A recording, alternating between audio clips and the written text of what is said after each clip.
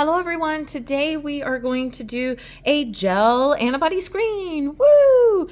What you see here is a gel card that already has the anti-human IgG antibody that's from a rabbit. All right, you want to look at the gel column to make sure that you have this clear and kind of opaque-ish white gel column here with the clear reagent up towards the top. You don't have anything up in the column. It's not a different color, and the foil that's on top is completely sealing that location. You want to get them at room temperature before you start using them, just like all your other reagents. And obviously, having started your instrument, which we have been doing, it's all nice and warm now. So I already labeled the one that I'm going to be using for the screen. So we have a fake patient, and I like to tell my students to put SC on there to show that it's the screen, because we take pictures of all of our tubes and or gel cards after we're done. So to make sure that when I'm grading them, I know that this was the screen, and then whatever is used after is the antibody identification panel, or it could be a cross match. You have room on here, if the screen was negative, to do a cross match if you wanted to. If you wanted to do 2-unit cross match, you've got 2 gel columns that would be available. So when I say that, what we're going to do is we're going to pull the foil off the top, okay? But after you do this, you need to use it immediately. I believe it's within an hour, to make sure that the gel doesn't shrivel up and lose the moisture. Okay, so this is the part that everybody has trouble with, because in order to keep the other one sealed, you have to kind of rip this off. I doubt that today is going to be a good day for that in the video, because you know, things always go crazy when I'm trying to video. So I'm getting myself a pair of scissors. All right, and I'm just going to cut that last part off. All right, so it's still sealed. Everything still looks great. All right, you'll notice I have a different rack. Oh my goodness, there's a different rack that we're going to use in order to put the specimen and the reagents in here. There are spots available for tubes. However, the tubes that we buy do not fit in this part. It really only fits in here, and usually you have that for your specimen. So you can use whatever you want. We still use the wire racks over here in order to get everything going. But in a previous video, you saw me make this 0.8 cell suspension and this one. They are both 0.8 cell suspensions. This one was from a 3 to 5. This one was from the original specimens packed red cells. So we can use either one. I guess to make it look beautiful on the video, we'll use the bigger one up here. But I promised you that we were going to add a antibody to the patient's plasma, and that's why we took off a little bit from the original amount that I took out. So what I'm adding today, and what your professor probably does, is this is a phenotyping reagent. What do I mean by that? That's a very good question. Usually we see reagents that are in the other videos that I have that are in a stair stepper like this, you know, and you've got all your blood typing reagents up here, and anti-human globulin AHD reagents down here, right? And you've seen those in other videos. Well, I also have a magical handy dandy other one that has just anti-sera in it. Okay, so that I can spike your specimens, woohoo! And make it so that you have something to identify. All right, so RH is down here, and Kel, anti-Kel. And we just have a whole bunch of them right there, okay? So that is what I'm pulling from in order to get a nice antibody to put in this one today, okay? So we're going to resuspend. So again, your professor would do this, and naturally for the patient, they would just have it in their body, right? So you don't go doing this to patients' specimens. This is just either naturally produced by the patient after exposure to someone else's antigens through transfusion or pregnancy, right? So there we go. That's how antibodies are. That's how antibodies are made in a patient. They have to have previous exposure to a non-self antigen. All right. So when we are doing blood banking testing and we can't figure out what antibody is there or antibodies, we can use these phenotyping reagents in order to just phenotype them, because they're not going to make an antibody to their own antigen normally. All right. So now you're going to take your screening cells. I've got 3, so notice 1, 2, 3, and then I have an auto control. You've always got to do that auto control to make sure that either the patient doesn't have an emerging allo antibody, or they don't have an auto antibody. All right, so with this, I'm going to put 50 microliters of my screening cells into the respective gel port, and then I'm going to add 25 microliters of the spiked plasma. Okay, so that's my patient that has an antibody. Okay, so 50 microliters of red cells. Okay, 50 microliters of the red cells. And here, this is cell 1. Okay, now I'm going to change the tip. And 50 microliters of screening cell 2.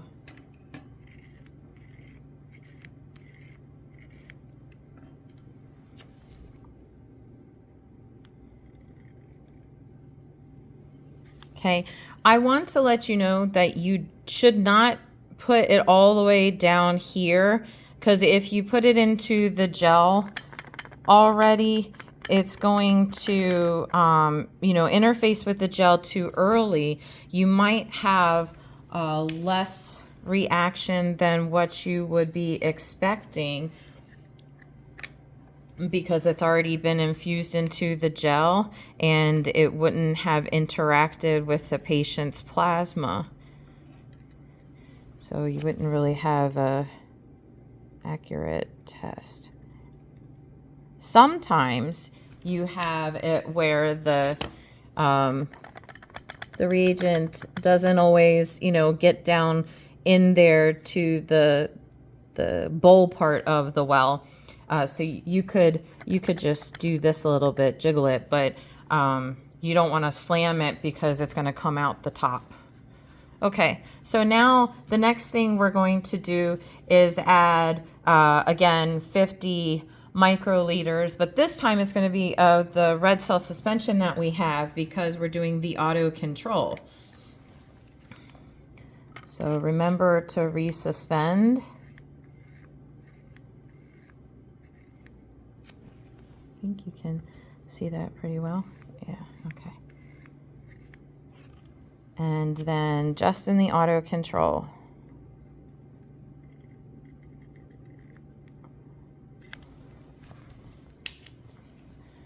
So that one did kind of just, there we go. All right, so they're all very light, right? It's not what you're used to with the tube testing. Now let's go ahead and add our 25 microliters. Geez, there we go. 25 microliters of the patient plasma that I spiked with anti-big C.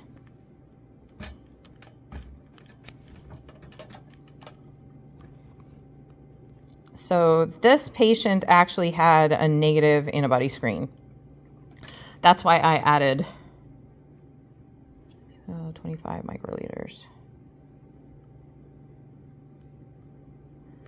Okay, since I did not go into the well, I can go back in and collect some more. Okay, and it's going to go into all of these, so I don't need to, again, change my tip because I'm not going into the well of the gel card.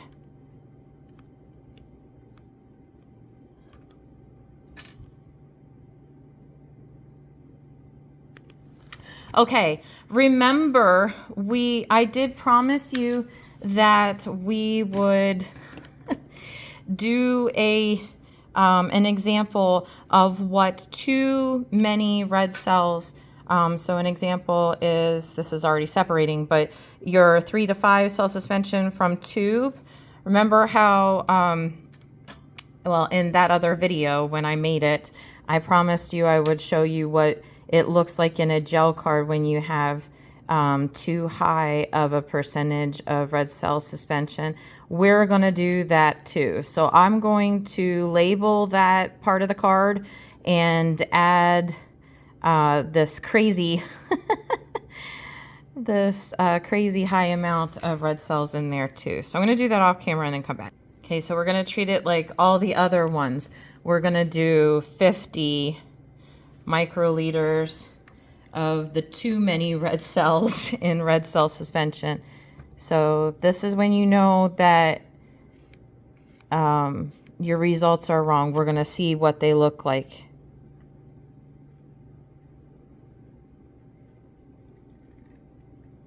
Okay, look how red that is compared to the others. Now we're going to do the 25 of the plasma. So we're doing a science experiment in a diagnostic test. Woo! Gotta love the creative and exploratory mind of a laboratory scientist, right? Okay. So 25 in there. So we're treating it just like all the others, right? So this is an auto control that has too many red cells in it. Okay. So what we do from here is we're going to open the lid and we're going to put it in the incubator. All right. It is going to remain open on the top of the gel. So we're going to close this up, and since we're on this side, we're going to press start. It immediately counts down, and we'll get back to you. All right. The incubation is almost done. It's gonna scream, and I'm going to put it over into the centrifuge. Okay, so I'm opening up the lid. I can stop it. It'll tell you how long it's been screaming for. So I'm going to pull this out, but I want to open this first so that I can just put it over there. Okay, so pull this out. Notice you can't read it yet, okay? So what happened in the incubator was the antibodies and the antigens of the red cells are going to be, forced to interact with each other because of the heat, body temperature, right? But unless we try to force them to meet up by centrifugation, just like in the tube testing, they may not agglutinate like we would expect them to. And the centrifugation is going to move the agglutinations through the gel if they're less than 4+. Okay, so you can push it down slightly. And then here we go. We're going to press start. 10 minutes of spinning. Woo! Okay, they're on a carnival ride. All right, we'll get back to you. So while we're waiting, I just want to point out that these, even though our tubes don't fit in there, they are great to put your segments in that you'll be using for cross match. So that's why they're there. So you've got a tube for your plasma or your red cell suspension, and then you've got segment locations that you can use in order to do your gel card. We also know that it's only one phase of testing, so it's AHG phase. You can't even do check cells with gel, okay? It's just one thing. So you're going to fill out your anagram this way. We know that we have big C, so what cell are we expecting to be positive? Should we see more than one? Okay, we'll find those answers out. Hopefully they will match what you should see. So you should see a positive in the first cell and then negatives in the others. I didn't fill it out where auto control is on there yet, but we'll put that there too. All right, so it's slowing down now. It's done, and there is the yelling. Okay, so we're gonna stop. We're going to open it. This is kind of hard to do with one hand. There we go. And then that other one was just a balance. Oh, look at that. So that's beautiful. So, all right, looking here, you've got, all right, what...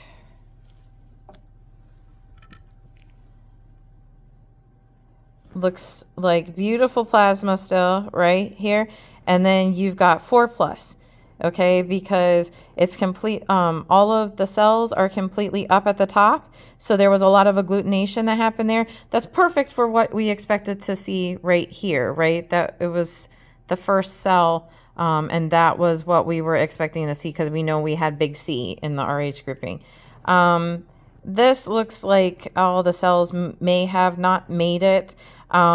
Since the whole gel is not really that pink, I wouldn't go with it necessarily being hemolysis, and we wouldn't really expect it anyway here because hemolysis is a positive reaction, and we don't have an antibody that we know of that would have caused that. However, there could be something that was naturally in the patient that we didn't know, although I know that the antibody screen was negative. So that could be a slight hemolysis, but I'm not really sure why that would be there from what we know. Obviously, you know, nothing's ever exactly as you want it to go.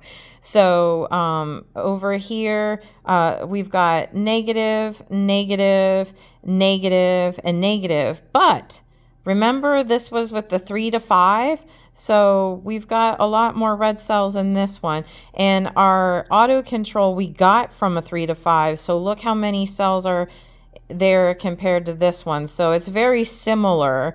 I usually, like I said, like to go with this one because this was the one. What was this? This was the one you made from the 3 to 5. Sorry. Okay, so this one was from the original specimen, and it ended up looking a little bit, you know, heavier than what you see with the reagent cells. Not by much. I like to go with the one from 3 to 5, and usually it matches these a little bit better. But I did the original from the original tube for the video. Okay, so that's students, that's what you would look like if your cells would look like if they had too many in there. So again, it's 4+, 0, 0, 0, 0. All right, so we can write that even on the card. You can lay the card flat, okay?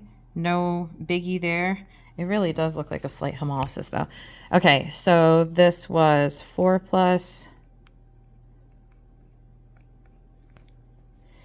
and this was negative, negative, negative, and we think this might be, this is definitely 0, but is there hemolysis? That's a good question, because if there was hemolysis, then that is considered a positive reaction, right? Okay, so that's how I wrote it. You can do this for your lab reports, and that way you can discuss what might be happening here. All right, so the next thing that we're going to do is an antibody identification panel, because we know that we had a positive. But first, we have to record our results. All right, so we have 4 plus here, 0, 0, and then our auto patient cells were 0. So we don't have an autoantibody or an emerging alloantibody. We have a very prominent known alloantibody. And there's only one that we can tell, unless that's really hemolysis. So let's go ahead and do an antibody identification panel, because we need to, because it's a positive screen. If it was a positive autocontrol, what would we do next? That's right, we do a DAT, because there's sensitization of the red cells. It could be that the patient was recently transfused and has their own body attacking the transfused cells. So that would be an emerging alloantibody. If they really do have an autoantibody, that would show up here too. All right, so thank you so much for watching. Check out the antibody identification panel video for gel, which we're going to be filming next. Have a great day. Don't forget to subscribe, and thank you so much for watching.